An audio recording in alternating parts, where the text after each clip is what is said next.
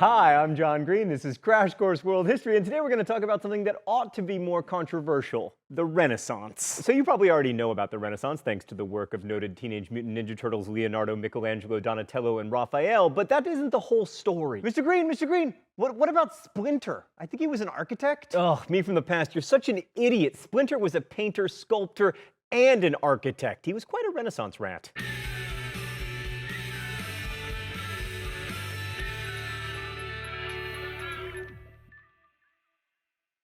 Right, so the story goes that the Renaissance saw the rebirth of European culture after the miserable Dark Ages, and that it ushered in the modern era of secularism, rationality, and individualism. And those are all on the list of things we like here at Crash Course. Mr. Green, I think you're forgetting Cool Ranch Doritos. Yeah, fair enough. Then what's so controversial? Well, the whole idea of a European Renaissance presupposes that Europe was like an island unto itself that was briefly enlightened when the Greeks were ascendant and then lost its way and then rediscovered its former European glory. Furthermore, I'm going to argue that the Renaissance didn't even necessarily happen. But first, let's assume that it did. Essentially, the Renaissance was an efflorescence of arts, primarily visual, but also to a lesser extent literary, and ideas in Europe that coincided with the rediscovery of Roman and Greek culture. It's easiest to see this in terms of visual art. Renaissance art tends to feature a focus on the human form, somewhat idealized, as Roman and especially Greek art had. And this classicizing is also rather apparent in the architecture of the Renaissance, which featured all sorts of Greek columns and triangular pediments and Roman arches and domes. In fact, looking at a Renaissance building, you might even be able to fool yourself into thinking you're looking at an actual Greek building if you sort of squint and ignore the fact that Greek buildings tend to be,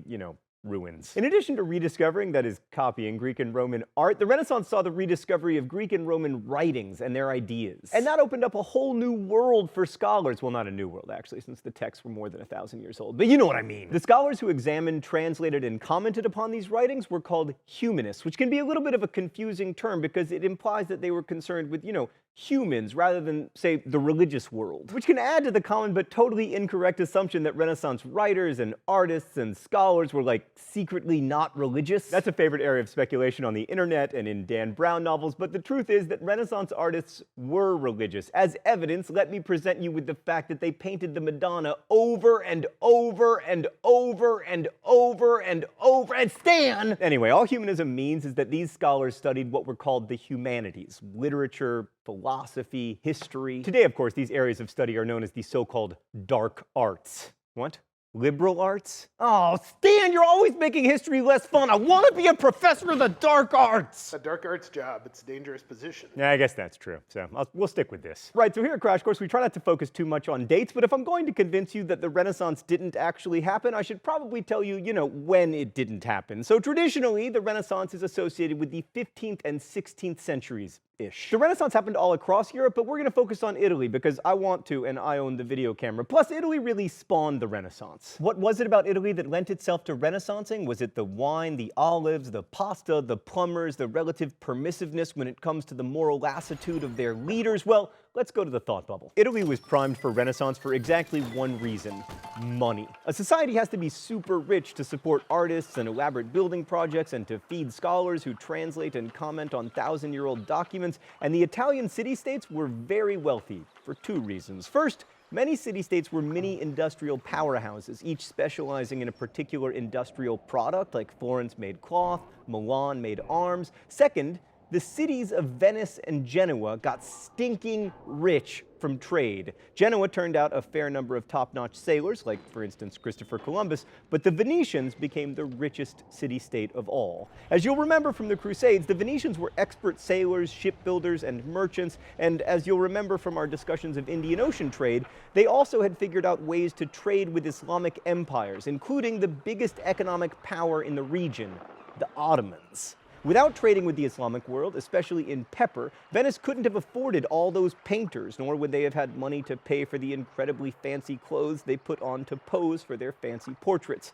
The clothes, the paint, the painters, enough food to get a double chin, all of that was paid for with money from trade with the Ottomans. I know I talk a lot about trade, but that's because it's so incredibly awesome, and it really does bind the world together. And while trade can lead to conflicts, on balance, it has been responsible for more peaceful contacts than violent ones because, death is bad for business. This was certainly the case in the Eastern Mediterranean, where the periods of trade-based diplomacy were longer and more frequent than periods of war, even though all we ever talk about is war because it's very dramatic, which is why my brother Hank's favorite video game is called Assassin's Creed, not some Venetian guys negotiate a trade treaty. Thanks, Thought Bubble. So here's another example of non-Europeans supporting the Renaissance. The Venetians exported textiles to the Ottomans. They were usually woven in other cities like Florence, and the reason Florentine textiles were so valuable is because their color remained vibrant. That was because they were dyed with a chemical called alum, which was primarily found in Anatolia in the Ottoman Empire. So to make the textiles the Ottomans craved, the Italians needed Ottoman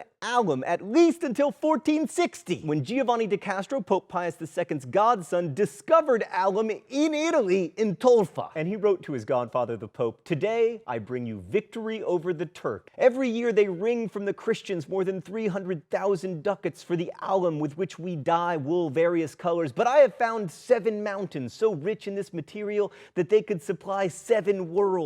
If you will give orders to engage workmen, build furnaces, and smelt the ore, you will provide all Europe with alum, and the Turk will lose all his profits. Instead, they will accrue to you." So the Pope was like, heck yeah! More importantly, he granted a monopoly on the mining rights of alum to a particular Florentine family. The Medicis. You know, the ones you always see painted. But vitally, Italian alum mines didn't bring victory over the Turks or cause them to lose all their profits, just as mining and drilling at home never obviate the need for trade. Okay, one last way the Islamic world helped to create the European Renaissance, if indeed it happened. The Muslim world was the source of many of the writings that Renaissance scholars studied. For centuries, Muslim scholars have been working their way through ancient Greek writings, especially Ptolemy and Aristotle, who, despite being consistently wrong about everything, managed to be the jumping-off point for thinking both in the Christian and Muslim worlds. And the fall of Constantinople in 1453 helped further spread Greek ideas because Byzantine scholars fled for Italy, taking their books with them, so we have the Ottomans to thank for that too. And even after it became a Muslim capital, Istanbul was still like the #1 destination for book nerds searching for ancient Greek texts. Plus, if we stretch our definition of Renaissance thought to include scientific thought, there is a definite case to be made that Muslim scholars influenced Copernicus, arguably the Renaissance's greatest mind. Oh, it's time for the open letter?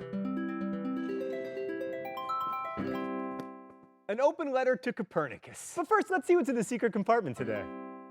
Wow, the heliocentric solar system? Cool. Earth in the middle, sun in the middle, Earth in the middle, sun in the middle.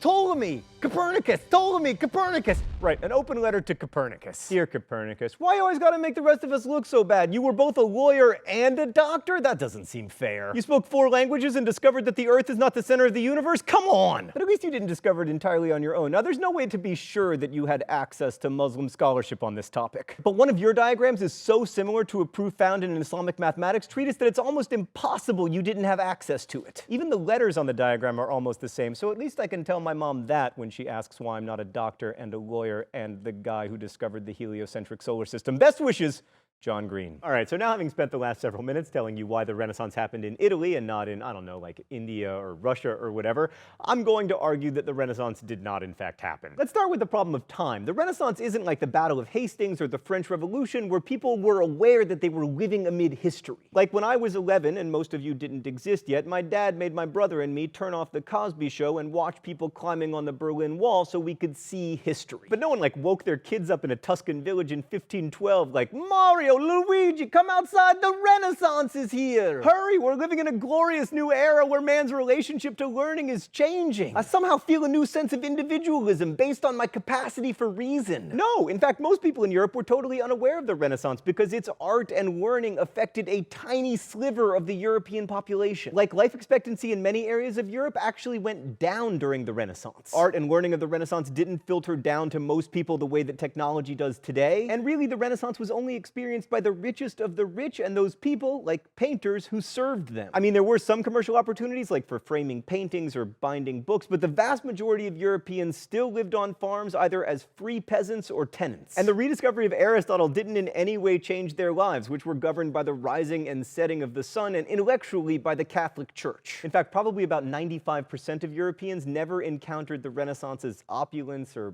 art or modes of thought. We have constructed the Renaissance as important not because it was so central to the 15th century. I mean, at the time, Europe wasn't the world's leader in anything other than the tiny business of Atlantic trade. We remember it as important because it matters to us now.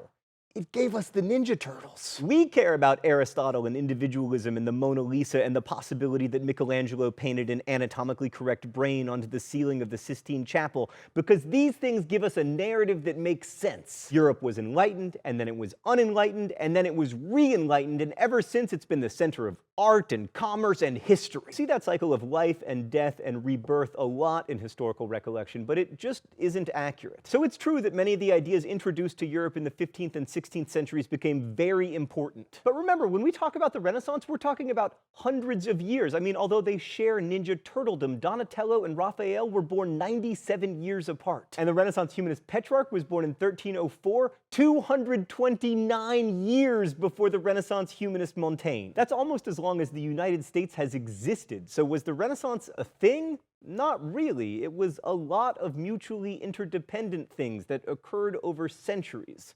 Stupid truth, always resisting simplicity. Thanks for watching. I'll see you next week.